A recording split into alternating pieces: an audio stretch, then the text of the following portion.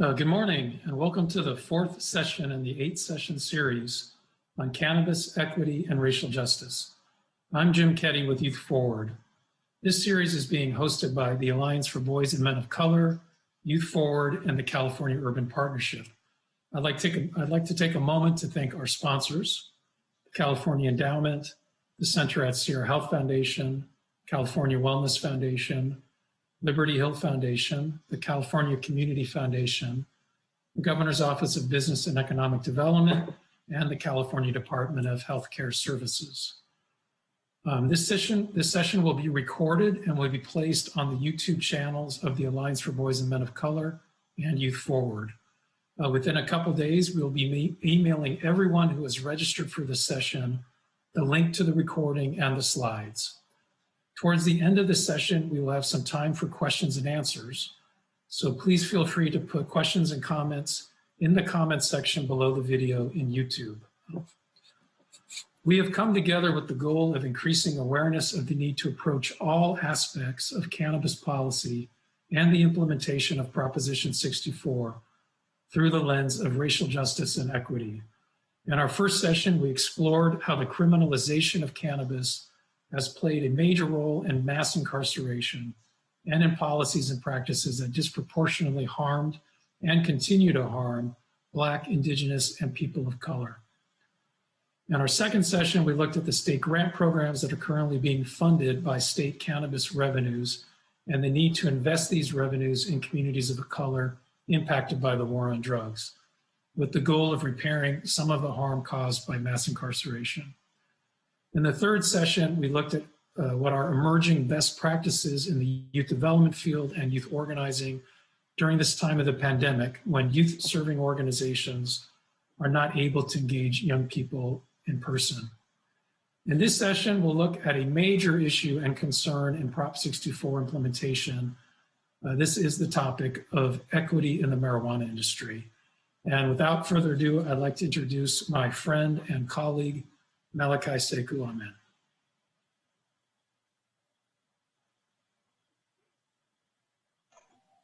Thank you so much, Jim.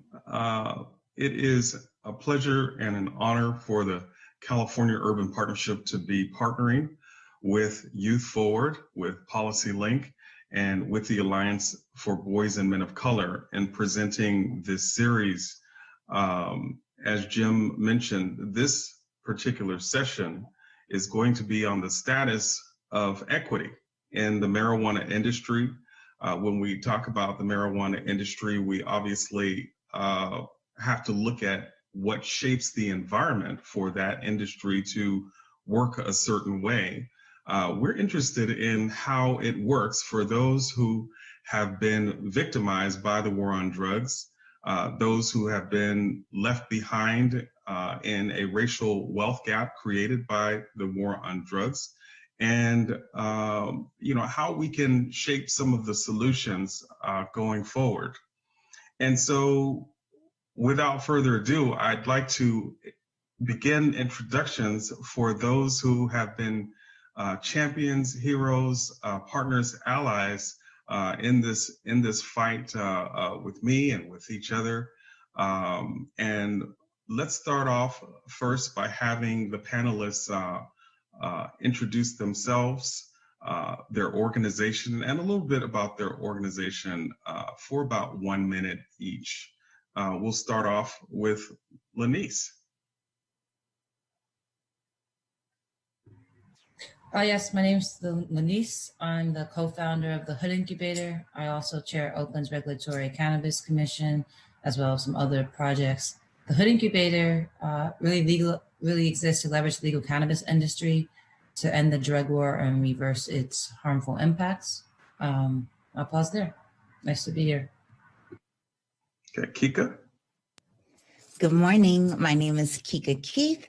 I'm a social equity entrepreneur in South Central Los Angeles, as well as co-founder of the Social Equity Owners and Workers Association.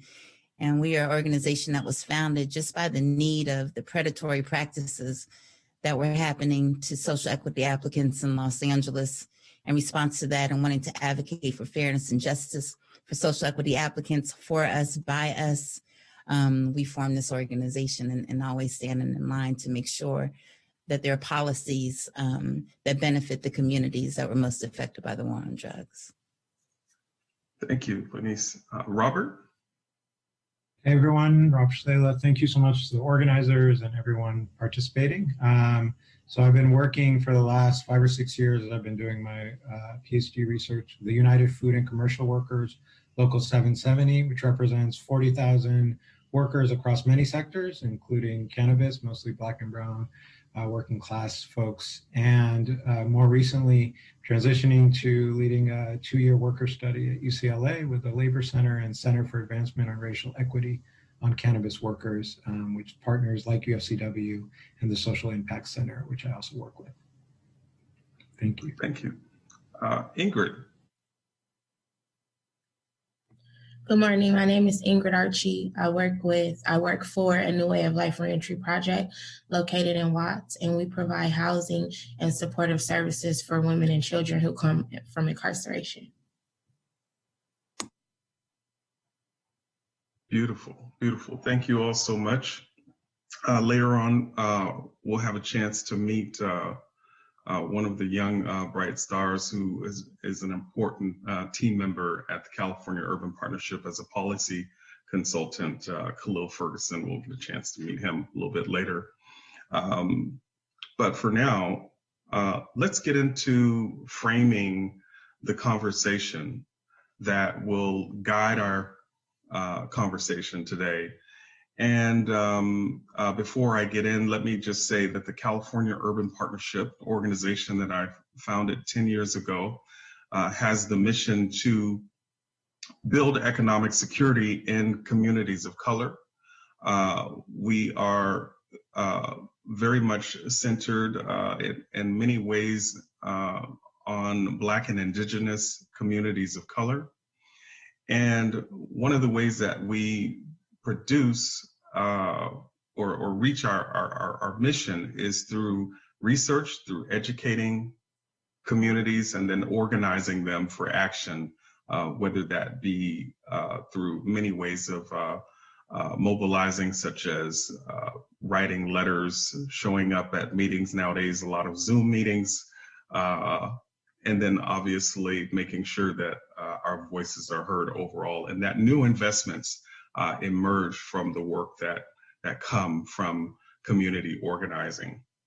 So let's get into the presentation. Obviously, when we look at the status of equity in the marijuana industry and the public policies, we always, to some extent need to get grounded in the impact of the war on drugs. There are many ways to frame that war and what it has meant to Black people and people of color. And but let's kind of talk about some of the impacts related to the industry. This war on drugs targeted drug users more often than drug dealers. And it prioritized the criminalization of drug usage.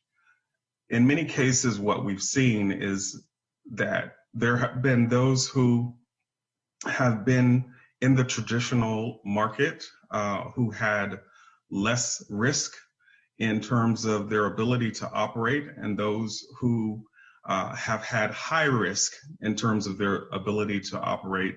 And what we've seen is that those who have high risk in doing business have been those who have been largely Black and brown people. According to a 2020 study, a recent one conducted by the ACLU, New York and California combined spent over $1 billion to enforce their marijuana laws in 2010. So they were able to collect some of the numbers from the past. But we know those numbers are a lot higher from the past when it comes to national figures. So if New York and California alone spent $1 billion, we know that there are many billions more that were spent nationwide. When discounting entirely all fiscal spending in California on prison facilities, corrections associated with weed possession. The enforcement numbers are significant. California spent more than an estimated $65 million of state taxpayer money in 2010 housing individuals in local jail and county correctional facilities for merely possessing weed.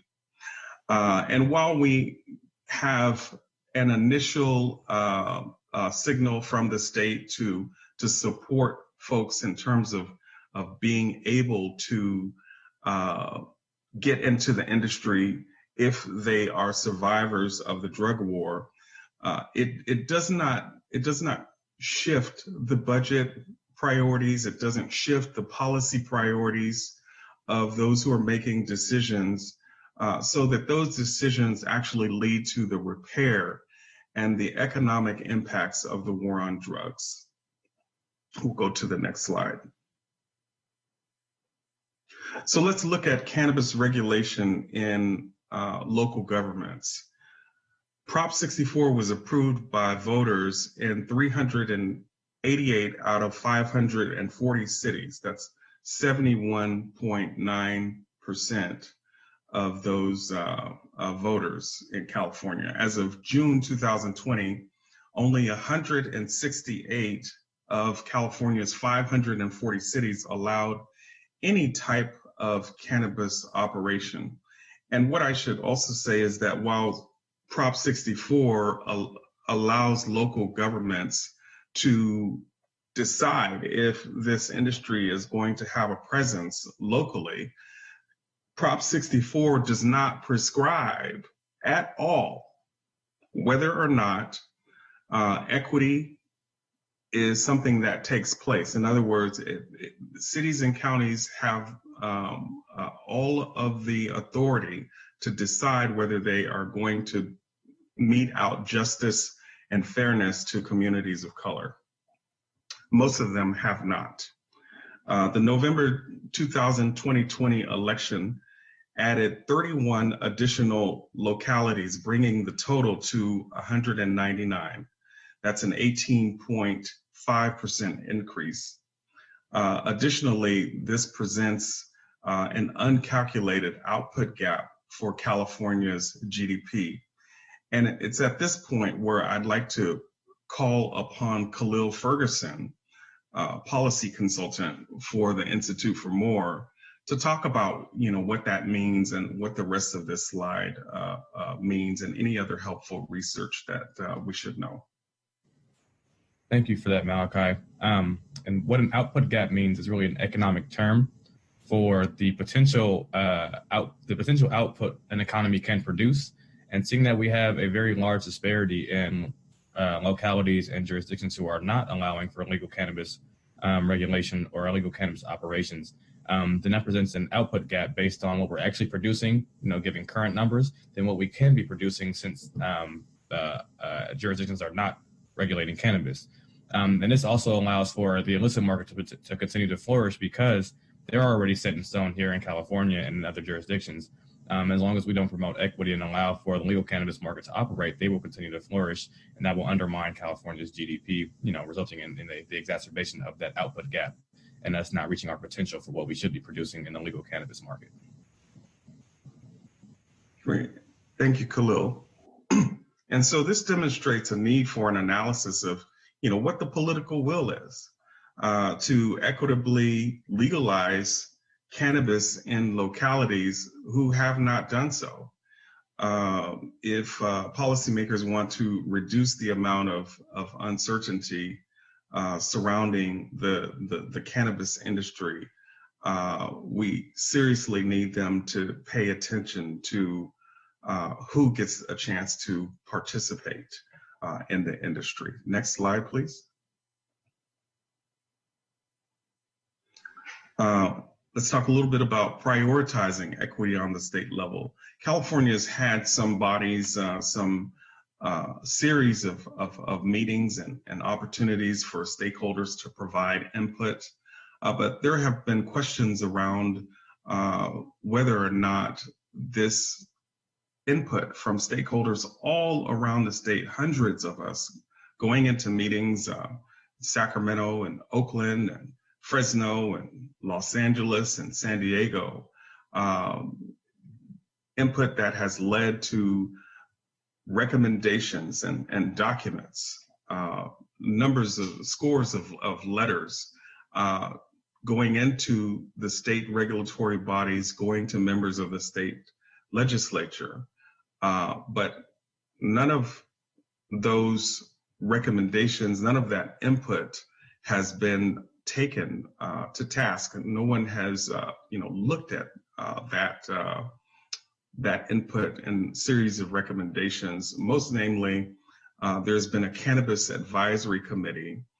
There was a gentleman by the name James Sweeney, the late James Sweeney, who was on that cannabis advisory committee, and he was really one of the lead advocates for equity. But the legislature and state regulatory agencies have not followed any of the early recommendations, which were actually published in 2018. This coincides with inadequate investment from the state to support local cannabis equity programs when compared to funding law enforcement for cannabis, and we'll get into those numbers a little bit later. The Drug Policy Alliance has made some recommendations which also include community impact funds and creating those kinds of funds and how they need to be included in state and local government policy moving forward to support cannabis equity programming, which means accountability from both the private sector as well as the public sector. Next slide. So when we look at prioritizing equity on the state level, in terms of funding, SB 1294, which I'm happy to say that the California Urban Partnership had a role in guiding and helping to get that bill passed. It requires the Bureau of Cannabis Control to administer a grant program for jurisdictions that have adopted or operate a local equity program. And from the legislature's first allocation of funding in 2018, the Bureau awarded a total of $10 million in equity grant funding to 10 local governments in 2019. And you can see the numbers here. I won't go through all of the numbers, but that was $10 million.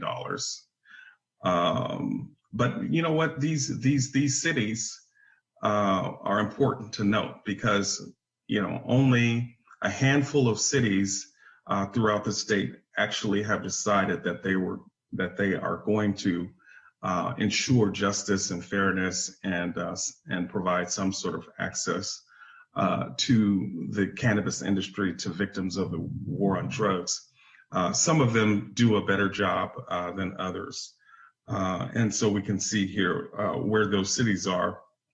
And they include LA, Oakland, Humboldt, City and County of San Francisco, City of Sacramento, Long Beach, San Jose, Santa Cruz, Coachella, and Palm Springs. Next slide, please.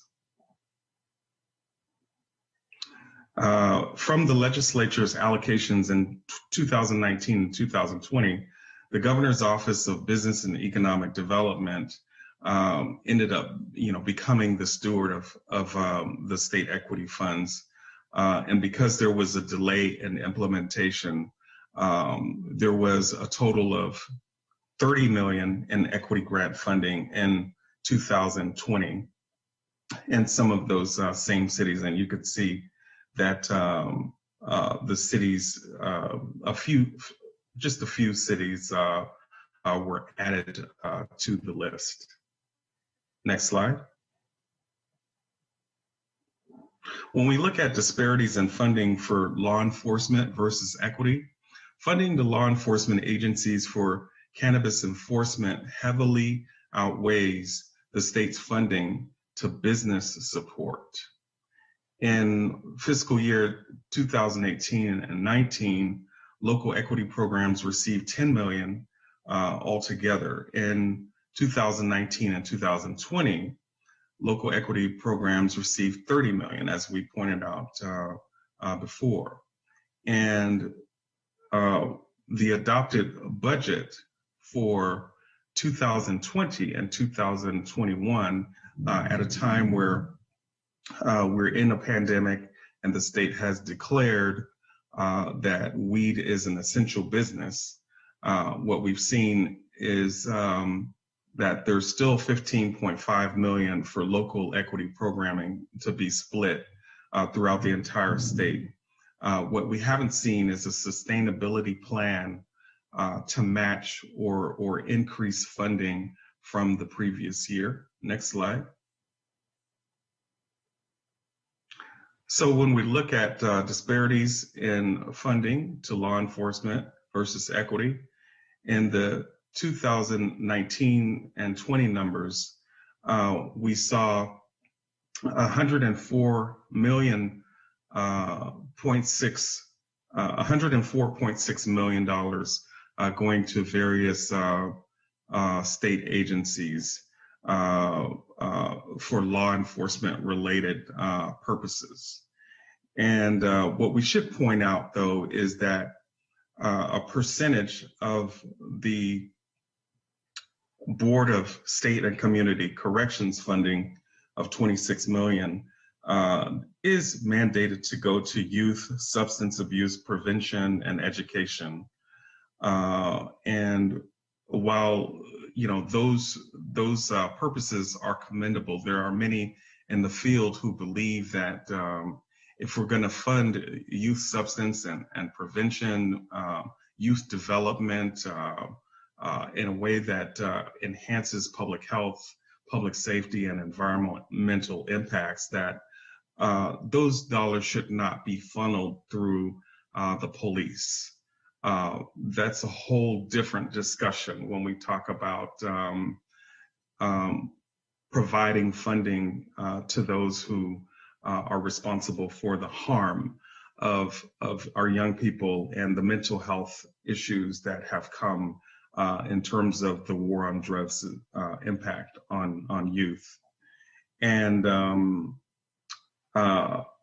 looking at these numbers a little bit deeper, there was a former head of the Cannabis Bureau, Lori Ajax, at the 2019 California Assembly Budget Subcommittee hearing on cannabis enforcement. There was 63 search warrants issued for illicit operations in 2019 and 2020. And so this resulted in the seizure of 47 pounds of cannabis worth over 121 million. 39 illegal firearms were seized, as well as 400,000 in cash. Next slide. Policy considerations moving forward. And this is where, we really want to begin to, get the feedback from those who are working in the field to expand, to shape equity from where we are now. Some of the ideas that are working include creating a classification for state cannabis licenses. You get in California a local license, and that local license may or may not be from a city that is trying to provide justice to communities of color. But then when you get that license, you also have to get a state license. And there is no classification for those who have been victimized by the war on drugs when it's time to get a state license. Excuse me. So one of the ideas is to make sure that happen, and make sure that the general state licensees, meaning those who have not been harmed by the war on drugs, that they're accountable to survivors of this war through making an equity fund contribution and making sure that they meet certain supplier diversity requirements.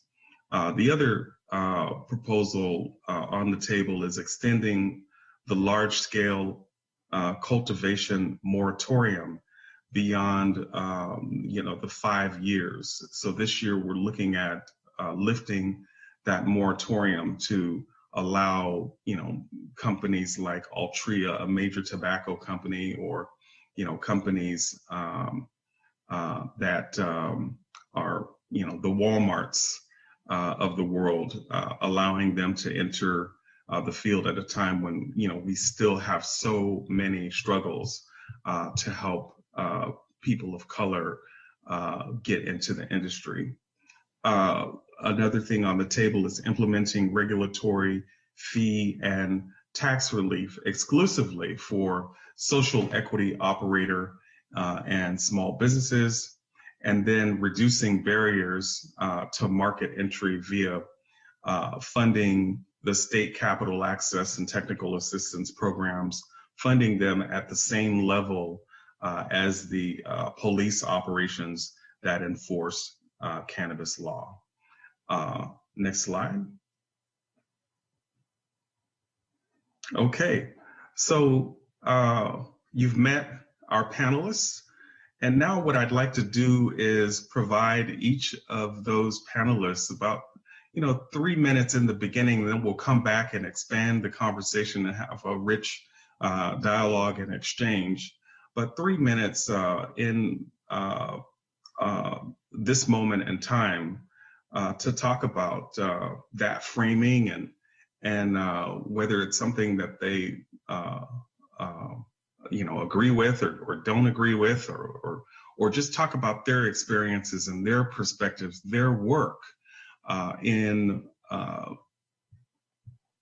striving for equity in the marijuana industry in California.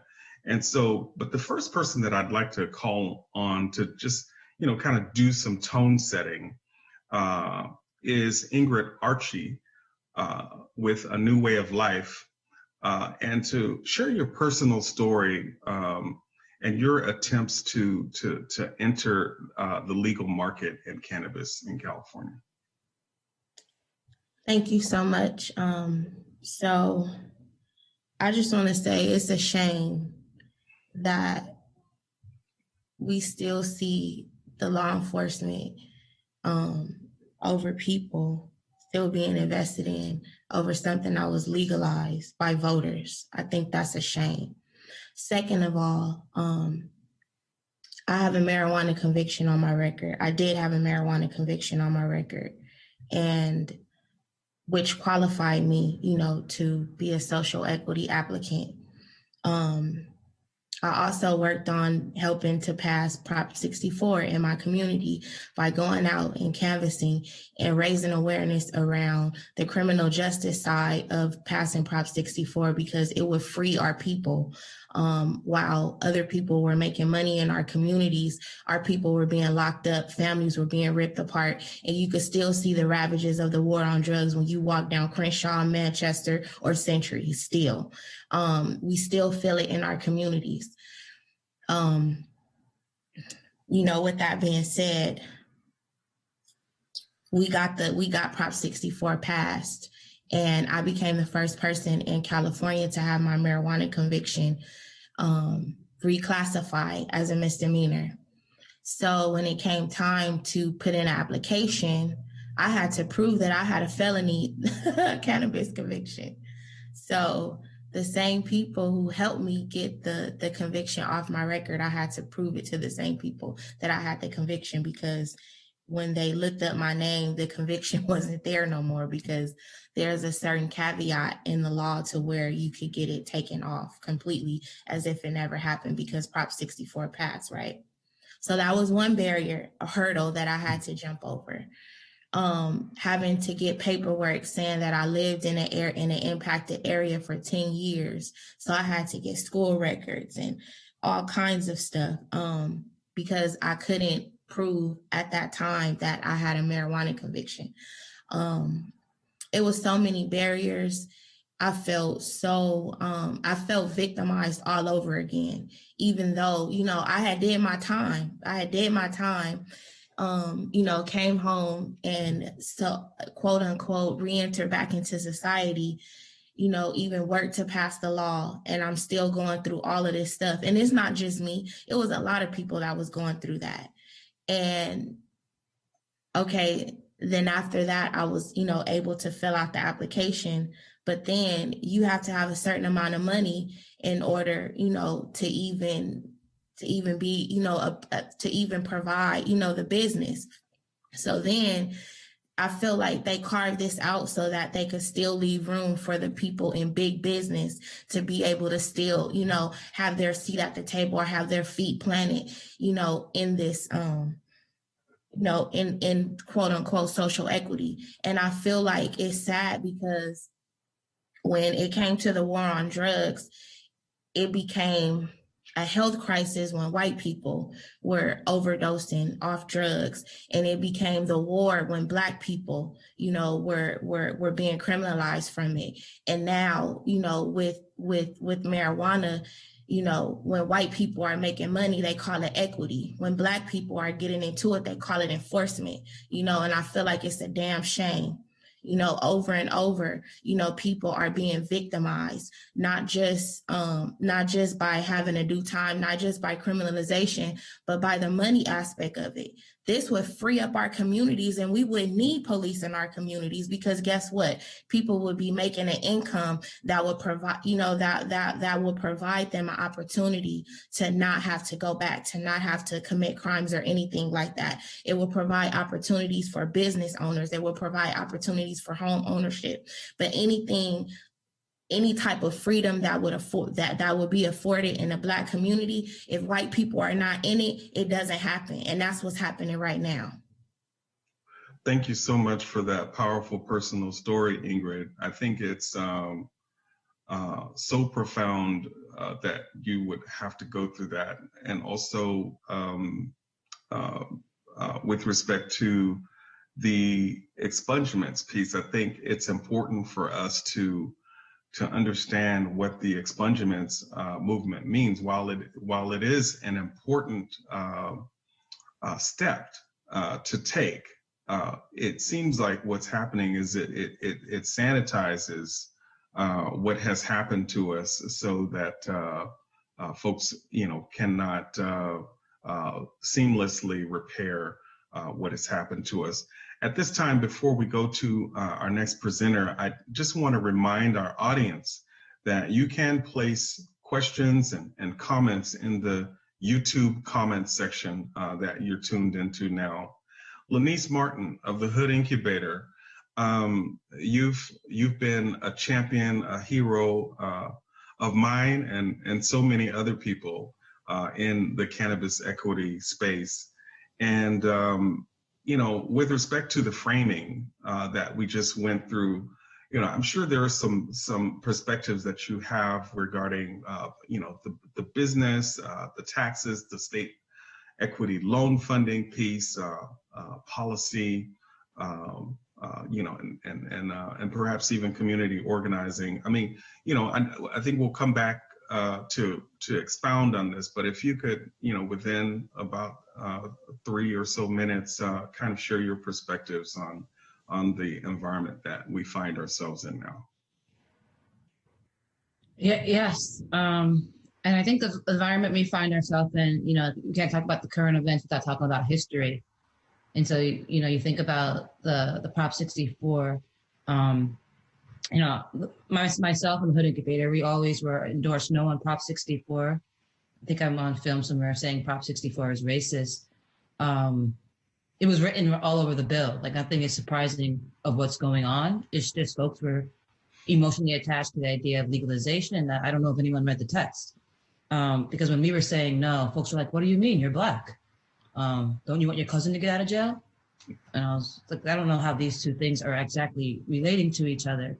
But the framing is key, because historically, if you look at the people who were the front leaders of the Prop 64 in Oakland, Drug Policy Alliance, right in their name, it's Drug Policy Alliance.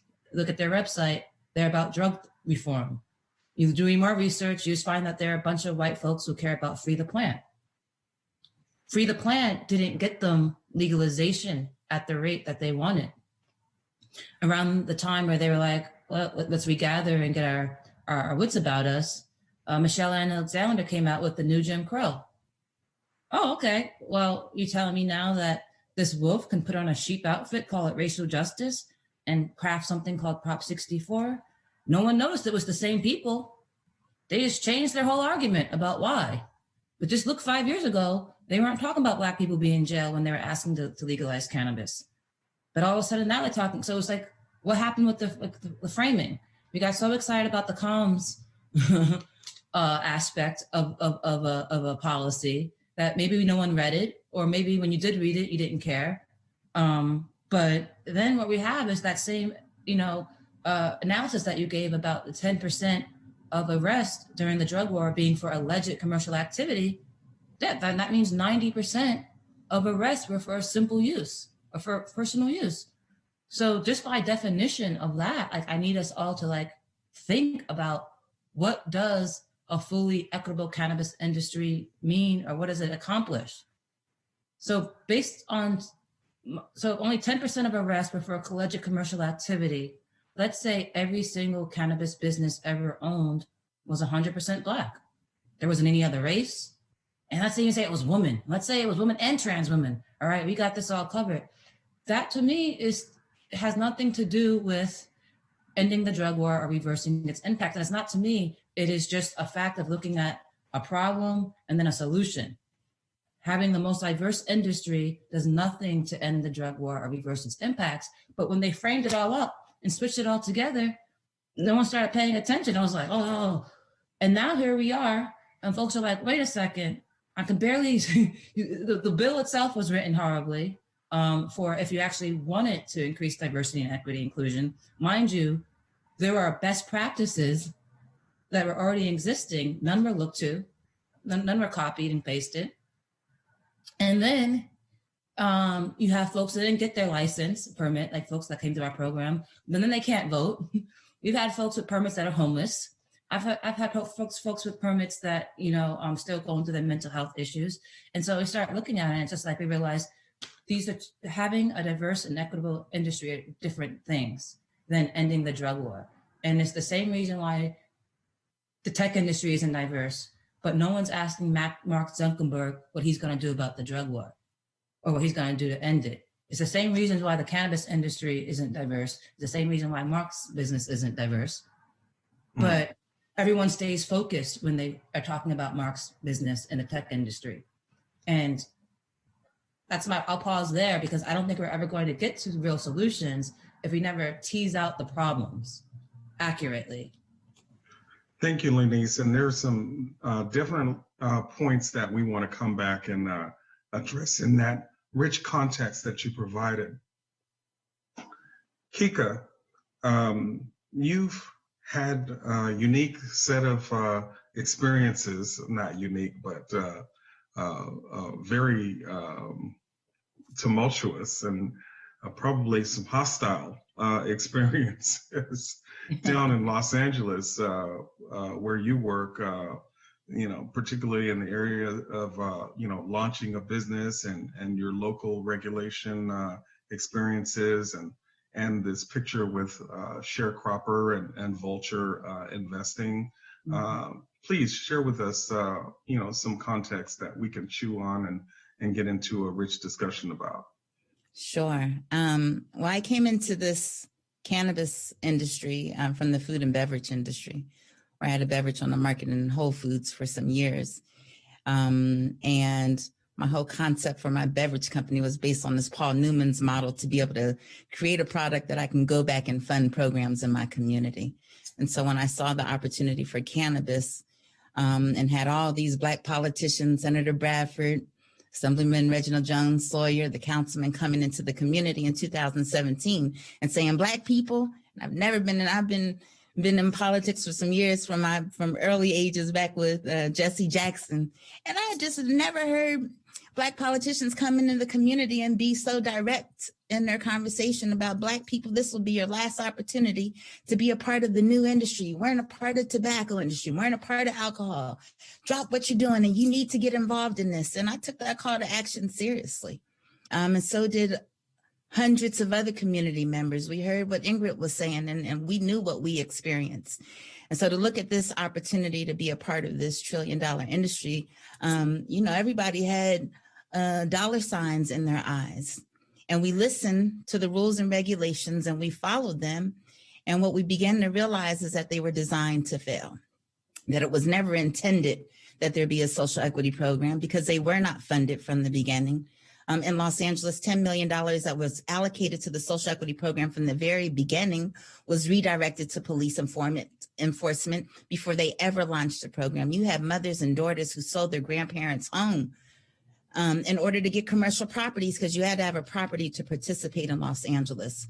And so, Lanice makes a very good point about policy and understanding what this fight is. And I realized very, very quickly, I came here to be an entrepreneur, and little did I realize that I'd be engulfed in a world of politics just to ensure that not only myself, but community members that were written into this legislation, as this is why it passed in Los Angeles at 80+%, is because Angelenos believed that there was going to be community reinvestment back from the tax dollars into the community.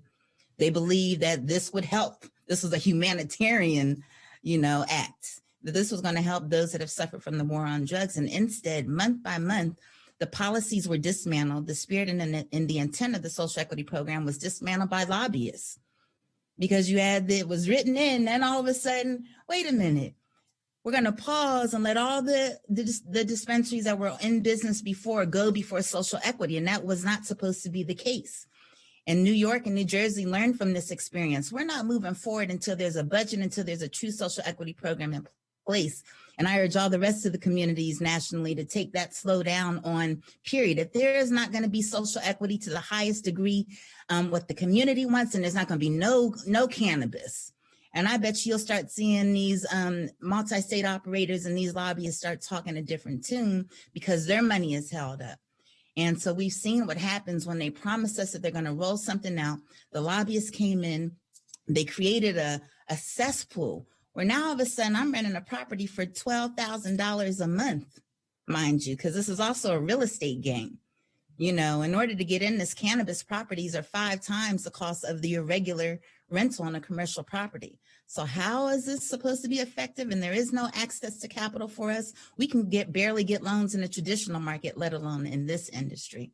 There's no education. There's no technical assistance. They don't teach you about the rules and the regulations. Fortunately, you have programs like Hood Incubator, but I can't even imagine how long Lanice and them went without funding from the city in order to fund what needed to happen. And so, we've been fighting. We had to boycott some non-Black dispensary owners that moved next to my property. The community came out for 5 weeks and had to picket because how the rules work. If there's a dispensary 700 feet next to you, you can't open your doors. And so there were just so many technical things that were not in place in the legislation to ensure that we have priority. In LA, out of 187 dispensaries, only 6 are African American. And to this date, we still don't have a social equity retail license open. 2.5 years later, we had to file a lawsuit against the city of LA because of how they rolled out their program. Fortunately, we won 100 additional social equity retail licenses, but there is no way that you're designing a program for our communities that's supposed to right the wrong and lift us up. Yet we have to fight and have all of these obstacles to participate. In the meantime, how many billions of dollars are being made? And so there comes a point, and I like your call to action and a great job on the information that you shared. And I can tell you this, LA has had over $8 million and there's not one technical assistance program in 2.5 years that has been released. There's not any fee deferrals. There's not any support for compliance and technical assistance to this date. If you go look on their website, everything says coming soon. That's a failure. That is a failure. And so it comes a point where people have to be inspired past whether or not you want to get a license in this industry. This is a humanitarian issue that needs to be dealt with. And we need to say, we used to wear shirts that says equity or war. because it becomes a point where we have to steadfast and we have to hold to things that are specific to the communities that have been affected.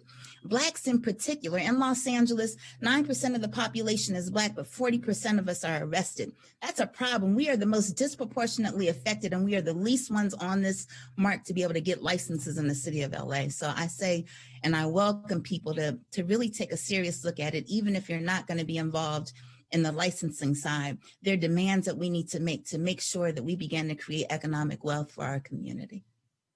Whew, that was fire. Thank you so much, Kika, for that. Thank you so much.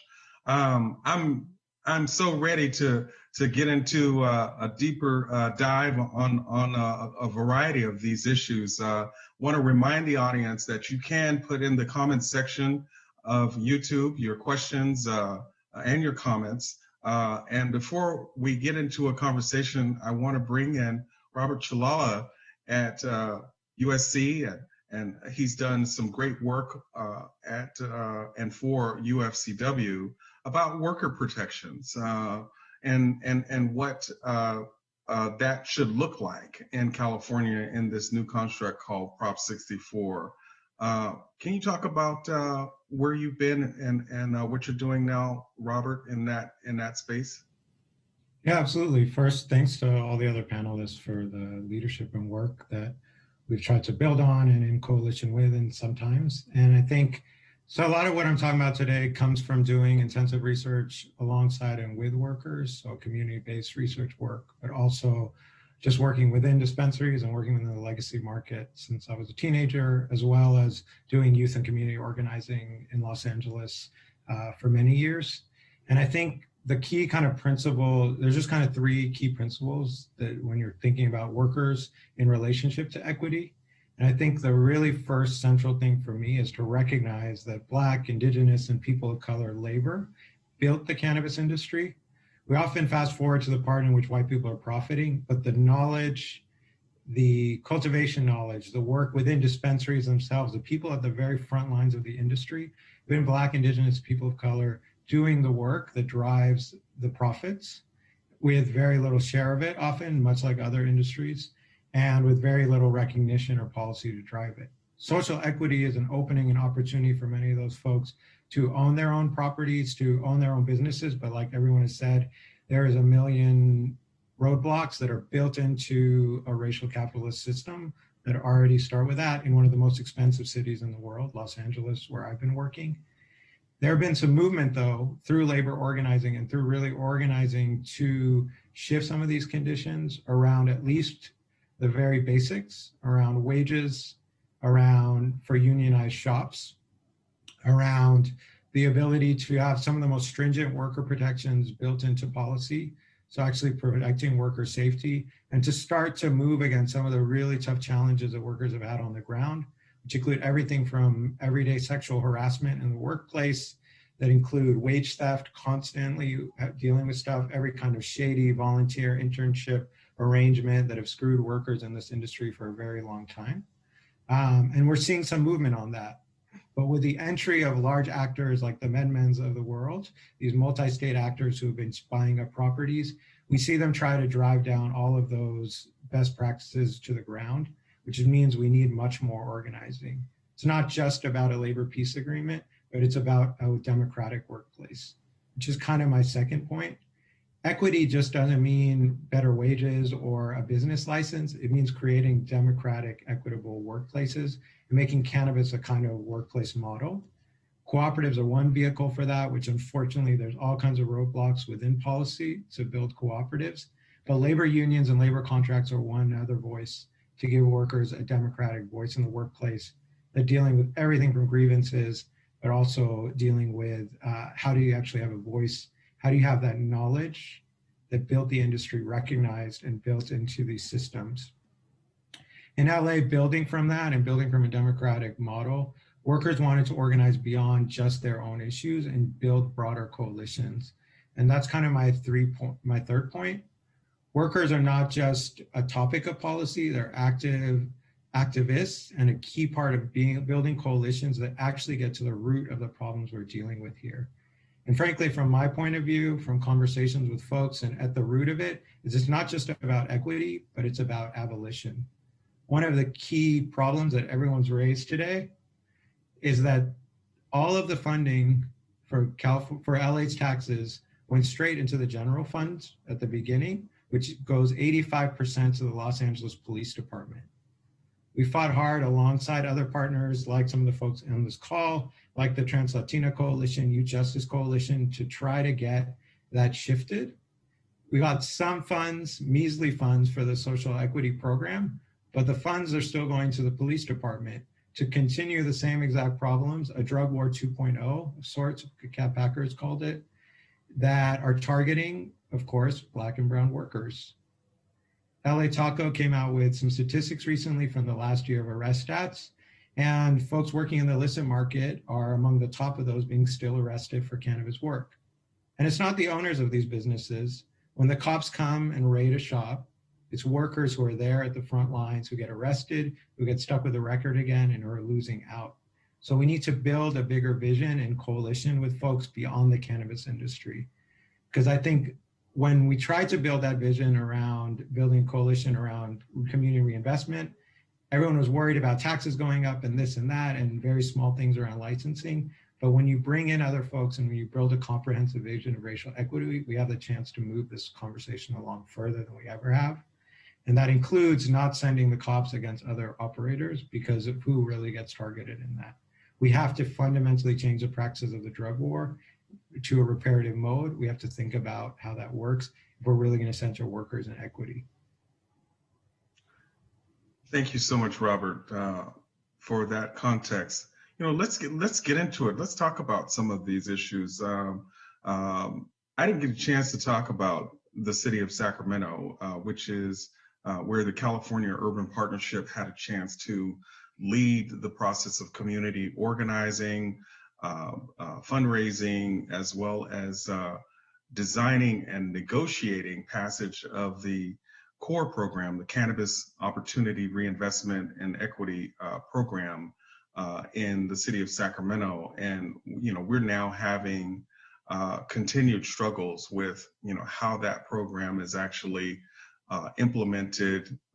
There has been 30 operators of dispensaries that have had no competition. None of them have been Black owned, and they've been operating more or less since medical marijuana.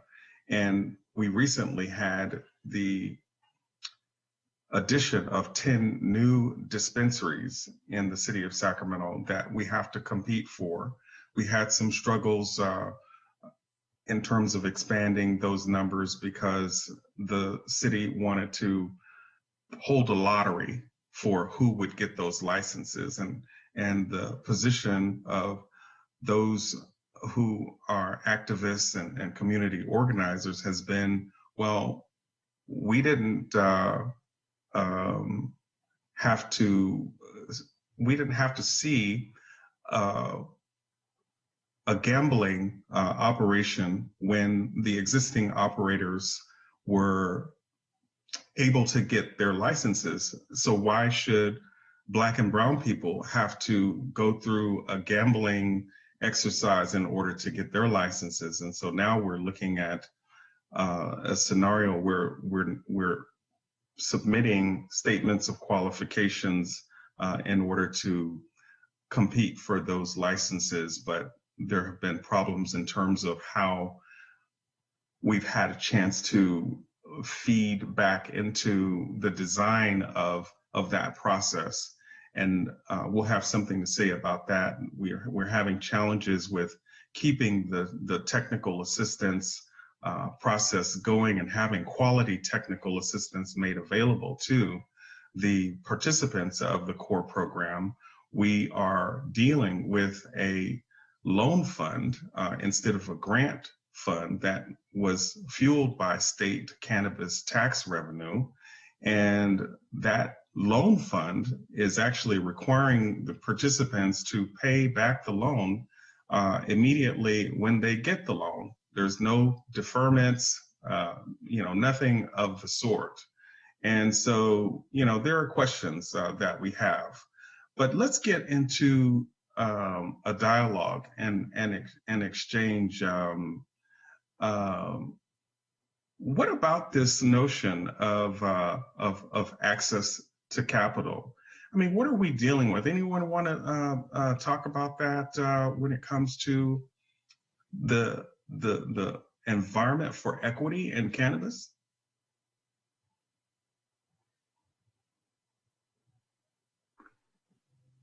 Lanice, there was a proposal for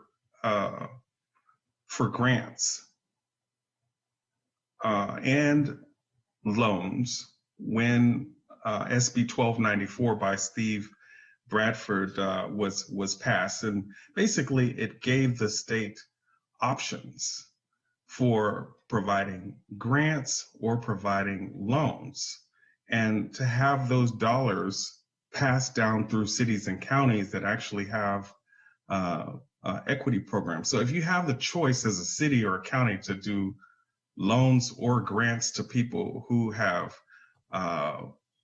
had generational wealth issues, have their neighborhoods devastated by those wealth gaps, why would we see a loan program emerge that requires someone to pay that loan back immediately when they've been struggling to find capital all along, in addition to getting into this very complex licensing structure? I know that's a loaded question. Maybe an equity operator could answer your question. I know Oakland decided to do both. As the chair of the commission, we have we're more of an advisory body. You know, the actual administrator, Greg Miner, is like the final decision maker. And you know, through the public. Well, for me, I just think like I don't know. I can't say it's good or bad because it's like a pot kettle type of situation. What I mean by that is, okay, you have to understand business and the taxes and the tax structure. All right, you get a loan, great, it's a liability. Yes, you start paying it back right away, but there's no tax due on it. So that's actually, now you're just getting money. So let's say you get $10,000. All right, that's a loan. You have to start paying a very small amount off right away. I have no idea what it is exactly, but it seems like it might be $100 a week or $100 a month. But versus you get $10,000, you're not business savvy. You spend all 10 right away because it's a grant. Taxes come around. IRS 280. Is that grant now in the liability like a loan would be, or is it in the assets? And if you don't even understand these two things, then that's another issue that exists, and that's why we need the technical assistance. And so at the end of the day, I am not going to say city governments are horrible for making loans, because the average equity operator would get a grant, spend it all, and then have a tax burden, and then have a closed business. Look, go ahead. LA didn't even offer any loans or grants. And let's look at how much it costs to open your business.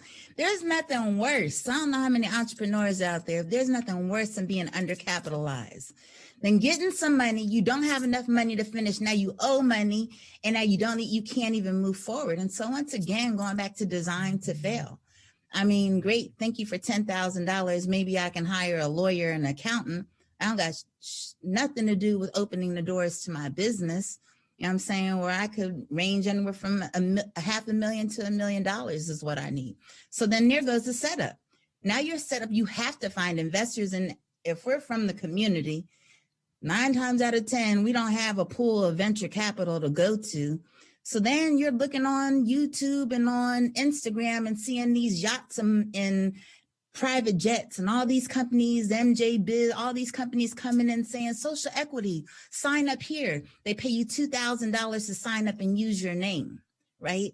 So once again, the failure is, and you know, there's a point where if we look at historically, how much are we really going to rely on the government to be able to provide what we need to launch a business? Like, that's just not realistic. But I can say, if you stand up and say you're about social equity, if you have the city of Los Angeles, and I'd love to hear what the UFCW has to say about it. If you're talking about you're for the workers, and a part of the social equity intent was not just for licensing, but it was for prioritization for employment opportunities and living wage jobs. And there was a mandate for social equity hire and transient worker hire, which meant that you had to have a barrier to entry. You had to be a felon. You had to be on the government assistance. There was a mandate. And at the beginning of each year, which was supposed to start in 2019, these businesses, and it was over 200, were supposed to give a report that says that they hired social equity workers. The city never had a report mandate, even though it was on the regulations. I don't know of any unions or organizations pushing and making sure that these existing businesses are hiring from the community. Where are their reports about it? There was a mandate for corporate social responsibility where these license holders were supposed to donate and give money back to the community. My question is where is the accountability? If you have money for a loan fund, yet you're not giving it and you're not making sure that these people are able to operate your businesses, who's accountable for this failure? Why are these same people still in office? Why is nobody up in arms about the fact that 3 years later, still having these same panel discussions? That doesn't make any sense. These are rules of law. I'm saying, who is holding the government officials accountable to make sure that the things that they say are supposed to happen in our community, if nothing else, are true, so that then we can do our business moves? Because that's what we're responsible for. We're responsible for going to the Hood Incubator and learning classes and learning pro forma and learning finance and so forth to be ready for our businesses. But they have to follow the rule of law, and that's what we're lacking, accountability for what's already been passed. And Lanice in the chat room earlier indicated that the Hood Incubator has received no funding for technical assistance from the city or the state. Is that right, Lanice? Yeah, so as far as any of our programs that have been direct community facing, we have zero city or state funding. In 2017, though, Make Green Go, City of Oakland's technical assistance, we did subcontract them in a very minor way to basically let folks know in the police beats that were equity police beats. And so we ran a phone bank and we did door knocking and, dropped flyers and stuff. So outside of making sure that there's an initial flock of people in those geographical areas that knew about it, and it wasn't really our contract, we just subcontracted. But as far as the work since 2017, that's no public dollars. Interesting. You have any thoughts, Ingrid, about what should be done to help get into the industry?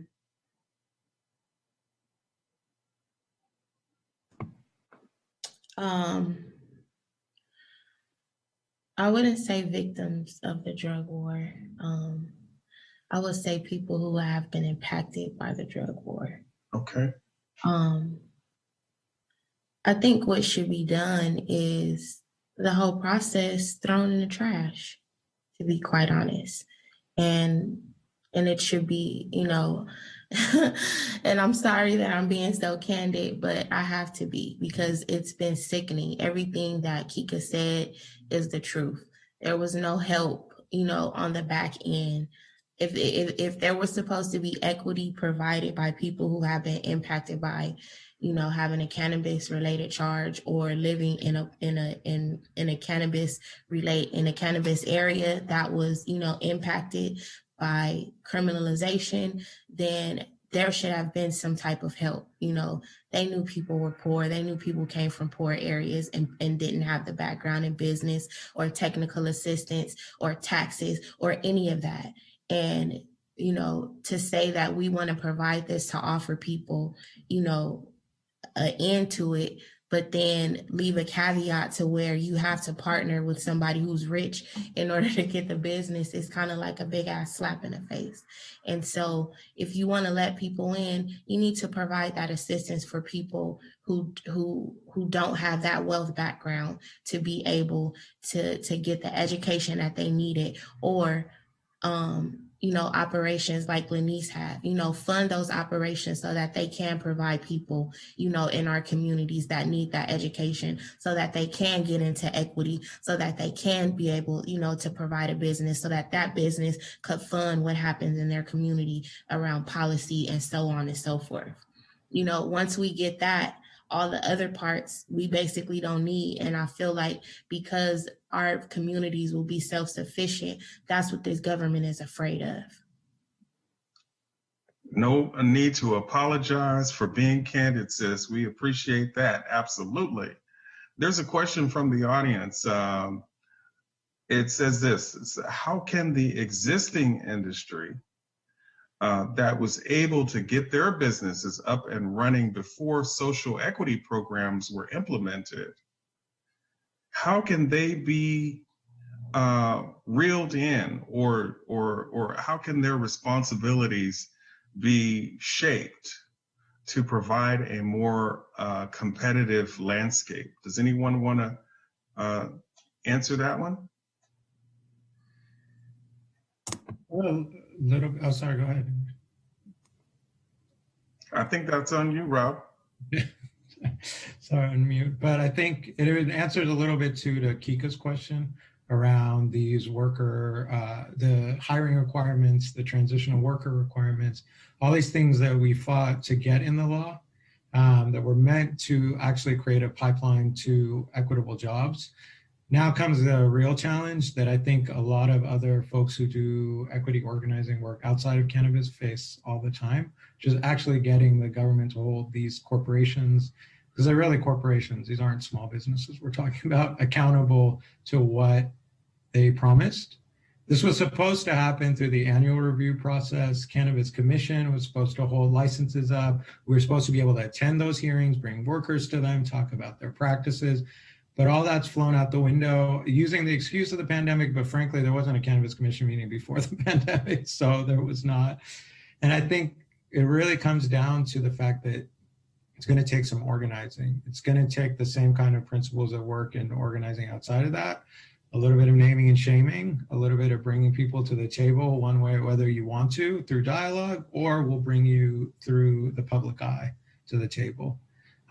There are other policies besides transitional worker hiring they can do. They can dedicate shelf space to equity businesses. They can do all kinds of other work to actually provide grants themselves directly. But I think the key is to do it in a way that doesn't involve them taking control of somebody else's business, but do it in a way where they're actually able to support another business or support workers and opportunities. But in the meanwhile, getting them to become participants is going to take a lot of organizing and pressure. Mm-hmm. So does anyone else want to chime in on that one in terms of what the industry should be doing, whether they do it themselves or whether it comes as a function of public policy? I have a comment. So I think, at the end of the day, well, first, if you look at the makeup of most of California's businesses, there's the waves of extinction. So like, for example, like the businesses that were around back during Prop 215, when we had the next wave of legalization, you had an extinction wave because those business models were no longer able to be competitive in the new landscape. And it's a continuation of things like why we don't have MySpace or Friendster anymore. And so the business model you created no longer actually sustainable. But this is different because you have to understand the government here at the so it's like at one hand, while they say they are really here for this equity businesses, if small businesses are the majority of our legacy brands, and then equity businesses are the micro of that, like the least likely to succeed of the small businesses being a small business. And our policy is going where, while on one hand, they're spending a little 20 million there, 30 million there to support equity, while actively killing small business, they are actively killing equity businesses. And so when equity businesses then start getting mad at the small white guy who owns a business, who is a legacy operator, who's barely actually making it, but not in the sense of your real competitor, because one of your recommendations was about keeping off that moratorium for the large businesses to come. So I always say, I don't know who you're yelling at. Your enemy hasn't even arrived yet. The enemy has not even arrived yet. So I have nothing. I'm not trying to control any of these people. I'm trying to organize with these people so that together we can do that transformer stuff or whatever. And then we can be prepared to fight the actual enemy. But folks who are thinking that these folks right here making a little bit more crumbs than you're making a little bit more crumbs are your enemy, didn't read the policy in Prop 64 and don't see the big monster coming, which is the actual big business. We're all just small businesses right now fighting with each other. And by all, I'm not involved. I don't have a permit, nor do I want a permit. Fire. Yeah, so there's another question here from a viewer. Is there a waiver for non-Prop 64 convictions of formerly incarcerated for the equity program? I'm not entirely sure if I understand that question, but there is no fee waiver for the state licenses when it comes to cannabis. There are some fee waivers in the cities that have decided to create equity programs locally, but for every city that has an equity program, there's another 20 or so counties or cities that don't have an equity program. So that shows you, what we're dealing with in terms of formerly incarcerated folks being able to get fee waivers or being able to get into the industry. Does anyone want to talk about fee waivers? Sure. I think it goes back to this accountability thing and just watching how, programs are dismantled. Steve Bradford had SB 595, which by January, supposedly last year, January 2021, fee deferrals were going to be mandated to the cities that were getting equity. And then that just fell apart. And like I said, in Los Angeles in 2018, they did one round of fee deferrals after they had already done the social equity round of non-retailers. They made them available. And to this date, we've had to come up with the $9,000, the $5,000 for our fees, because they have yet, even though they received $7 million, have yet to start their fee deferral program. So once again, it is a point when we hear about cooperatives, when we hear about we're not fighting for amongst the folks here, we ain't even fighting for the city. We better recognize that if we want to be and have a strong foothold in this industry, we should look at what's coming. And it is going to require us to get unified and organized, because only so long can we sit around and complain about what's happening while these businesses are building. And there's value of being first to market. And, the only way that we're going to be able to do it is to pull together and pull our resources, as opposed to just waiting on these waivers and loan and grant programs, because they're going to string you along. You're not going to do your homework. You're not going to study. You're not going to write your business plan waiting on the handout. And then you're going to look up and you will not have that legacy or those licenses in your wheelhouse for generations to come. And that's value. If I still have my grandfather's alcohol license from his hotel, that's legacy. Those are the things that those of us who choose to use this as a pathway to self-sufficiency. The idea and the value is in our brands and in our intellectual property and these licenses. And so we must start to get more creative.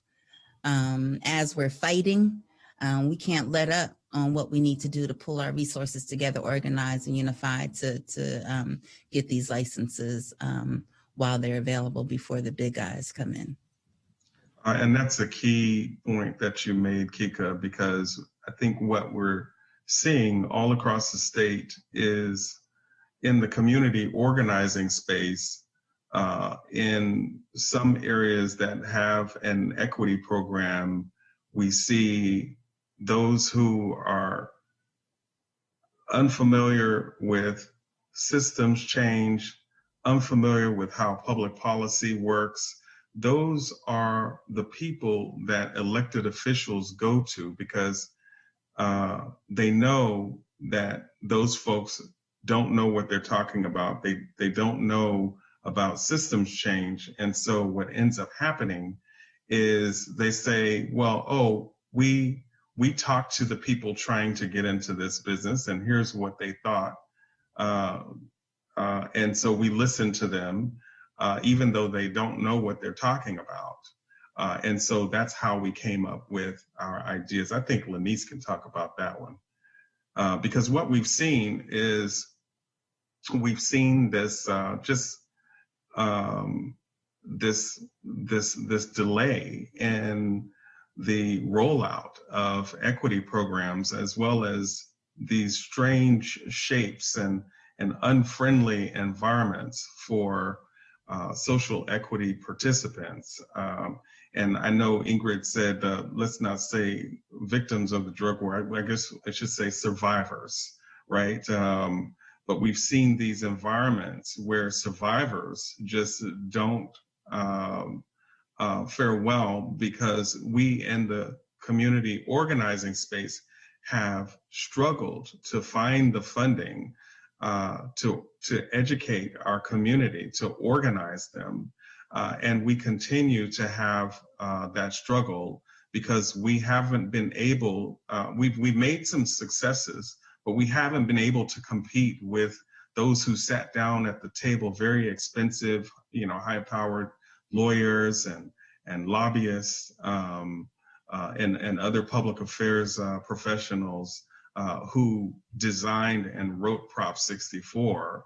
And so we're really having to go back and unwind and try to figure out how we can operate as peers in terms of making that shift that needs to be made, and obviously competing with some of the campaign contributions that are going out to many of our local, state, and even federal elected officials. Lanice, I know that's a loaded question, but I know you have something. Oh yeah, I got all sorts of things to say about the existing tension between long-term organizers and equity operators, and the policy design and programs, and it's just like one of those things where I had to have an internal conversation with myself, because I'm just trying to be like Lanice, are you classist? Lanice, are you racist? Or and I'm thinking to myself, well, no. And then I'm thinking well, why do you, what aspect of you thinking that this might not they might intentionally be going to a population who they can manipulate? It's why do you, it felt like a little paternalistic. Oh, they letting these folks, take advantage of them. But then I go back and I start thinking about it, and I was like, well, still sharpen steel. And, if you know someone has studied political science, if you know someone has studied war, if you know someone has studied campaigns, if you know someone studied movements, and they are actively trying to move a progressive policy, do you go to them when you're trying to water something down? Or would you go to someone who is actively trying to pursue mainly their self-interest of being able to create generational wealth for them and their families, and who have not, and it hasn't done those things? And it's for me, I had this and I'm still having the conversation with myself, because it's in my classes, when I start laughing that Meek Mill got invited to the White House to talk, but not Dr. Kimberly Crenshaw, do I internally think that it's a doctorate that would then make it more appropriate for Dr. Crenshaw to be invited to speak on criminal justice versus Meek Mill? And what is that tension between lived experience? Because I've been in jail, and not too long, a couple of nights here and there, because I'm reckless, not because I did too many things that got me caught up. But what I'm trying to say is I'm still struggling with this, but I know what my final answer is. My answer is that they're trying to do us dirty, and they try and divide us. When they're I'm gonna go find, hey, have you studied strategy? Hey, you put, okay, I don't want to talk to you. You, oh, okay, I heard your story. You sound great. Let's design some policy together. and for me, I think that I don't think that I'm being paternalistic or elitist or anything. I think I'm trying to do community work.